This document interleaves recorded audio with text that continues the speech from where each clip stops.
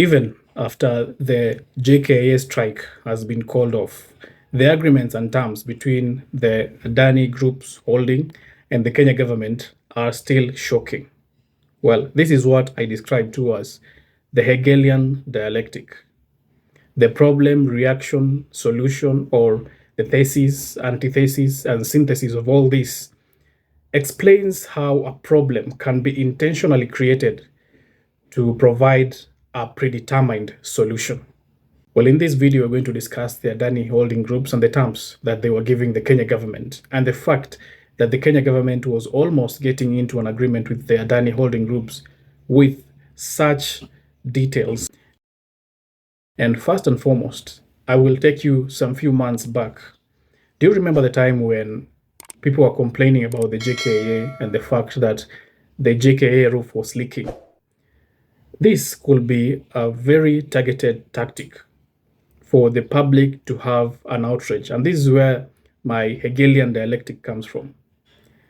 Perhaps the leaking roof and the embarrassment that were shown on media, the generators that were not working, the leaking roof, the potholes in the area of the arrivals and exit in JKIA, perhaps these were targeted moves by some entities to make JKIA seem as if it is dysfunctional, potentially to have such a deal by Adani.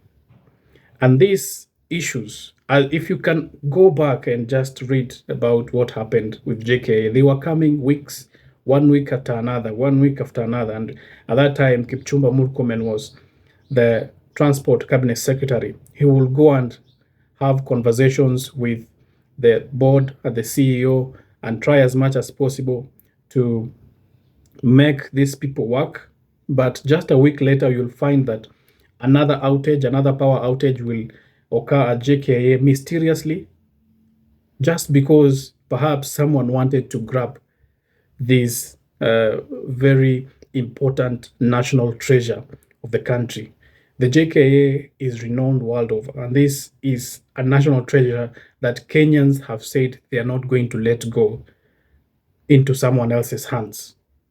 So to me, all this drama that happened between the JKIA being misfunctional, the CS going to visit the JKIA and coming out with harsh statement, but just a week later, another embarrassment comes out. This perhaps was a plan by the entire system to make JKIA look as if it is not working, so that we can have entities that will come and put their bid and they will be agreed, because perhaps the national conversation will be that there is a need to have JKIA functional because it is an entry point for all people who are visiting the country. Now, these are the terms. Before we go in details about what is happening in JKIA and the Adani, and perhaps I need also to point out that the same Adani group is the one that was supposed to be given the Mombasa port last year, and people also didn't want that conversation. So these are the details of the Adani. The agreement between Adani Airport Holdings Limited specifies that any interruptions due to court actions, parliamentary decisions, or protests will require Adani to be compensated for both losses and anticipated profits. That means that that entity will be solid proof against any civic action, against any inquiry that will be done by the civil society on the airport if Adani was the one that was managing the airport, and disputes will be resolved through international arbitration in London with hearings held in Mauritius. That means that if anything will happen to the airport, that is the JKIA airport, and someone wanted to go to court, the Adani group will not be prosecuted here in the country, and that will have to be taken outside the country for arbitration or anything of the sort. Under the Adani proposal, KAA employees may need to renegotiate their contracts with potential job losses for some. And that is a big one. At a time when Kenya is reeling with unemployment, at the time when the economy is not doing so well, this is something that you really don't want to hear, that there will be a renegotiating of the contracts. That term in the corporate world, anyone will tell you when your boss says that you need to renegotiate your contract, it means two things. Either you're going to lose the job or you're going to have less salary. So when you hear that the Adani Group will want to renegotiate the contracts of the workers at the JKIA, that is negative, bad news to people who are working at the JKIA right now. And that Adani will hire only a portion of the current workforce under the new terms and conditions and seek to employ non-Kenyan workers. Now, the JKIA is the pride of this country. It harbors the Kenya Airways, it harbors everything that we know or the outside world knows about Kenya. It will be very embarrassing for someone to come to Kenya and find non-Kenyans working at the JKIA. I don't know if that will give the view of the country or what is encompassed in the country, because it takes only a few minutes for someone to be accustomed and to really know what is going on in the country. And the first entry point is the airport. So if someone goes through the airport and they are seeing non-Kenyans working at JKA in a country where everyone knows around the world that there is very high unemployment, that is going to send negative thoughts among the people who are going to visit this country. Also, tax exemptions and financial agreements that the company will have tax breaks on corporate income for 10 years within the first 15 years of the airport and CSD concessions. That means that they're going to not to pay taxes, that is income tax, for the corporates for a period of 10 years. So those were the perks that were being given to this company for getting involved in managing the JKA. All financial matters, including revenues, expenses, insurance, and security deposits, will be transferred to the group. Adani is also seeking favorable tax policies, including exemptions from corporate tax for specific years. So beyond getting tax breaks for the income of the company during those years, the company went further to also ask for favorable tax policies, including exemptions and corporate tax for specific years. Now, once you're given something good already, you're still asking for more. While I believe we are in a country that is still indebted with outside debt, we need to pay our debts to China, we need to pay our debts to the Eurobond debts, we need to pay our debts to the IMF, World Bank, etc. Right now is not the time to give all these tax breaks and tax reliefs to someone in a corporation that can earn our country a lot of money. Mind you, a generator or problem that was facing JKA just months ago, it is not a big issue that will need an investor really to come into our country. We cannot be a country that cannot repair generators. Yeah, we cannot be a country that cannot seal potholes outside the JKA. There is nothing that is very, very hard to sort in the JKA. If we are really talking about our country, and we know the problems that we have, and one is corruption. A lot of money is being looted, a lot of money is being lost on corruption. There is a need to go and seal these loopholes of leaking money and take that money to where it's supposed to be, to build our country through development. So no one can convince me personally at this point that we need an investor to go and sort the woes at JKA.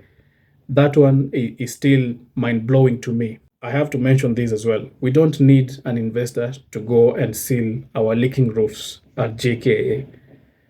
I mean, those were the problems that we were raising a month ago, that there is a leaking roof, there are potholes, there are problems, a few problems at the JKA that needs to be sorted.